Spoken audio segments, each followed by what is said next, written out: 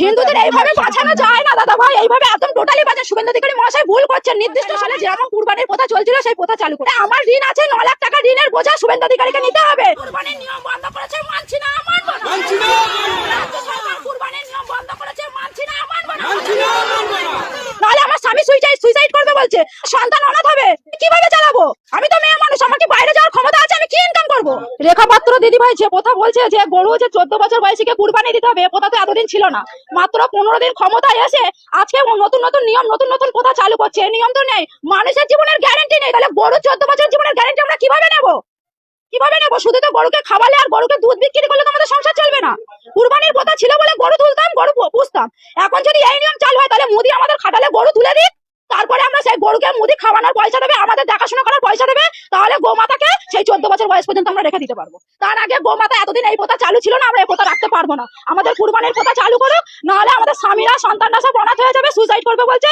এর দায় শুভেন্দু অধিকারী, রেখা পাত্র এদেরকে নিতে হবে, নিতে হবে। সরকার বলছে যে গোমাতাকে বাঁচাচ্ছে।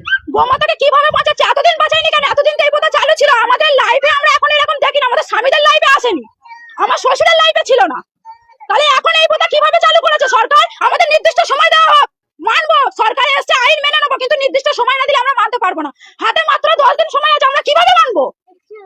এই লোন নিয়ে কত টাকা লোন নিয়েছে? আমি প্রায়, আমার লোন আছে, বন্ধন থেকে নিয়েছি 2 লাখ টাকা, স্বর্ণ জয়ন্তী গ্রুপ থেকে নিয়েছি 3 লাখ টাকা।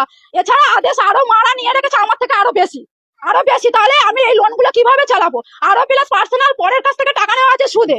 আমার খাটালে মাত্র 6টা গরু আছে, 6টা গরু আছে। সেই গরুর উপরে নির্ভর আমার 9 লাখ টাকা দেনা আছে। আমার স্বামী তো বলছে সুইসাইড করবে, আমার বাচ্চা তো অনাথ হয়ে যাবে। আমি বলছি যে আমি কি করতে পারি? আমার মায়েরা, আমার লোনের অফিসার ফোন করে বলছে যে টাকা আমাকে দিতে হবে, লোনের ডেট চলে আসছে বলে। বলছে ডেট যদি পিছিয়ে যায় তাহলে কিন্তু তোমাদের সিভিল খারাপ হবে, লোন নিতে পারবে না কোথাও। এইসব যে আমাদের কাণ্ডগুলো ঘটছে, আমাদের তো জীবন ভবিষ্যৎ অন্ধকার হয়ে যাচ্ছে। আপনার কতটা গরু চাষ করেছেন? আমার 6টা গরু আছে, 2টো ছোট ছোট বাছুর আছে, 8টা গরু আছে। কি চাইছেন আপনারা? আমরা এই কুরবানির প্রথা চালু হোক, কেনা বেচা যেমন চলছিল সেইগুলো নিয়মগুলো বাদ দিয়ে কেনা বেচাটা চালু করে দিক। আমাদের গরুগুলো বেচাকেনা না হলে আমরা সুইসাইড করা ছাড়া আমাদের বাধ্যতা। বলছে যে হিন্দুদের বাঁচাচ্ছি। হিন্দুদের এইভাবে বাঁচানো যায় না দাদা ভাই, এইভাবে একদম টোটালি বাঁচা। শুভেন্দু অধিকারী মহাশয় ভুল করছেন। নির্দিষ্ট সময় দেওয়া হোক মানুষকে, নির্দিষ্ট সময়। 15 দিন ক্ষমতায় এসে এখন এগুলো হয় না, এগুলো হয় না, এগুলো আমরা মানতে পারছি না। তাহলে আমাদের স্বামী, আমার সন্তানের, আমাদের সংসারের দায়িত্ব নিয়ে যে লোনের, তারপরে আমার সংসারের যাবতীয় দেনাপত্র দায়িত্ব নিয়ে নিক শুভেন্দু অধিকারী মহাশয়। নাহলে যেরকম কুরবানির প্রথা চলছিল সেই প্রথা চালু করে দিক। নাহলে আমার ঋণ আছে 9 লাখ টাকা, ঋণের বোঝা শুভেন্দু অধিকারীকে নিতে হবে।